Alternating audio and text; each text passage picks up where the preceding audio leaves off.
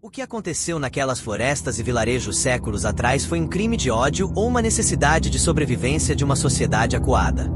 Por trás das fogueiras da Inquisição e dos contos de fadas, existe uma realidade que a história oficial tentou enterrar.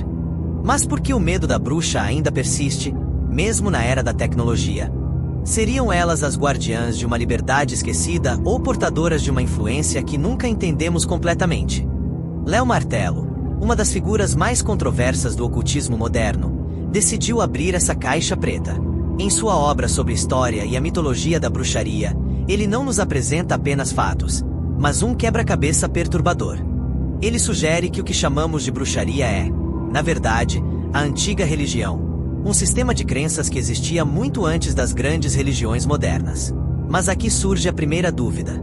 Se essa prática era tão natural e benevolente, por que ela gerou uma reação tão violenta e sistemática de quase todas as instituições de poder? Estariam as instituições combatendo o mal, ou combatendo uma concorrência que não podiam controlar? Martelo nos leva a uma viagem no tempo, muito antes da era cristã. Ele mergulha nas raízes mitológicas e aponta para figuras como Hécate e Diana. Para alguns, essas deusas representam a conexão com a terra e a autonomia feminina. Para outros, elas são um símbolo de ritos noturnos e mistérios que desafiam a lógica e a moralidade estabelecida. Pense nos mistérios de Eleusis na Grécia Antiga. Milhares de pessoas participavam de ritos secretos sob pena de morte para quem revelasse o que acontecia lá dentro. O que eles viram? Martelo sugere que era um contato direto com a morte e o renascimento. Quando analisamos os relatos antigos de mulheres cavalgando com Diana sob o luar, ficamos entre duas interpretações. Estamos vendo o nascimento de uma consciência rebelde ou registro de fenômenos que a ciência da época não conseguia explicar e que, por isso, rotulou como sobrenatural. A narrativa de Martelo toma um rumo ainda mais sombrio quando ele analisa a estrutura da Inquisição. Ele levanta uma hipótese perturbadora. E se as bruxas não foram perseguidas apenas por serem diferentes, mas porque detinham um poder político e financeiro que ameaçava o Estado? Martelo expõe como o confisco dos bens das acusadas enriqueceu igrejas e governos de forma sistemática. Documentos históricos na Europa mostram que famílias inteiras eram denunciadas apenas para que suas terras e moedas fossem integradas ao tesouro real ou eclesiástico. Isso nos faz questionar: a perseguição foi um fanatismo religioso cego ou um plano econômico meticulosamente executado? E se o verdadeiro demônio não estava nas acusadas, mas naqueles que detinham o martelo do juiz e a caneta que assinava as sentenças de morte? Mas Martelo não foge do lado obscuro e fascinante da prática em si. Ele resgata a figura de Aradia, a filha da lua que, segundo as lendas italianas, veio à Terra para ensinar a santa magia aos servos oprimidos pelos senhores feudais. O objetivo era a libertação, mas os métodos envolviam o domínio de forças que a maioria de nós teme até hoje. Martelo define a magia como psicologia aplicada, uma forma de hackear a mente e a realidade através de símbolos, cores e sons. Mas até onde vai essa manipulação? Seria a bruxaria uma ferramenta de autoconhecimento ou uma forma perigosa de narcisismo espiritual que busca dobrar o mundo à vontade do indivíduo? Custe o que custar? Pense no impacto disso na sociedade da época. Imaginem o medo de um governante ao saber que seu povo, sob o manto da noite, realizava ritos para derrubar tiranos usando apenas a intenção e ervas colhidas no escuro. Martelo argumenta que o pânico moral foi uma ferramenta de controle.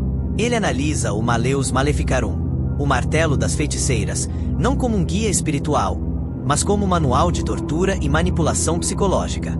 O livro descrevia sinais de bruxaria que podiam ser encontrados em qualquer pessoa.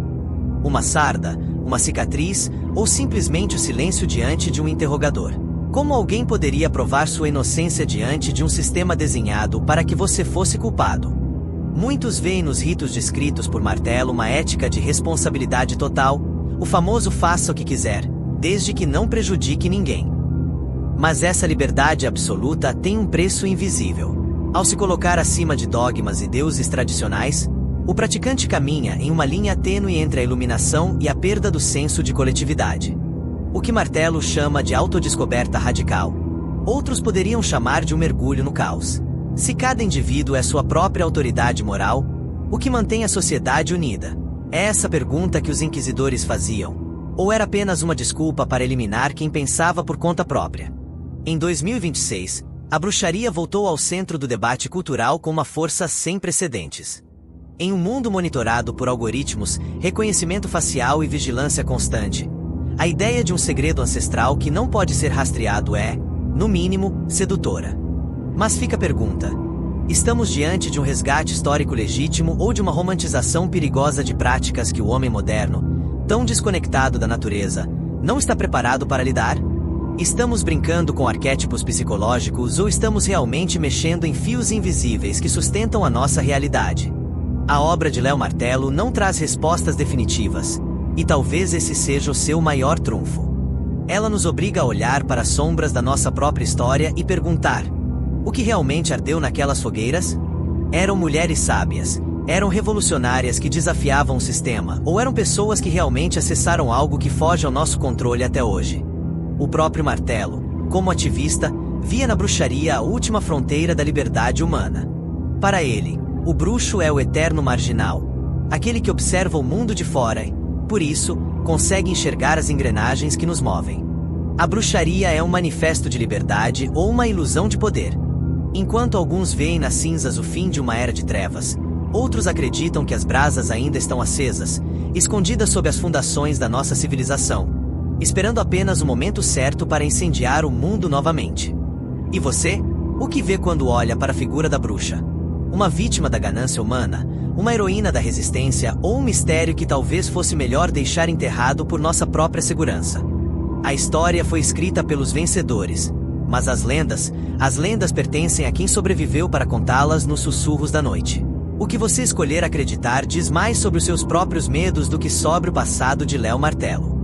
Mas cuidado, algumas portas, uma vez abertas, nunca mais podem ser fechadas.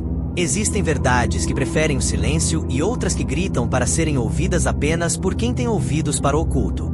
Se você sente que a sua jornada por essas sombras apenas começou e quer descobrir o que mais está escondido nas páginas que o tempo tentou rasgar, certifique-se de estar aqui quando o próximo véu cair. Inscreva-se e ative o sinal. Não garantimos respostas confortáveis, apenas que a busca será profunda. Até que a lua mude e nos encontremos novamente no escuro.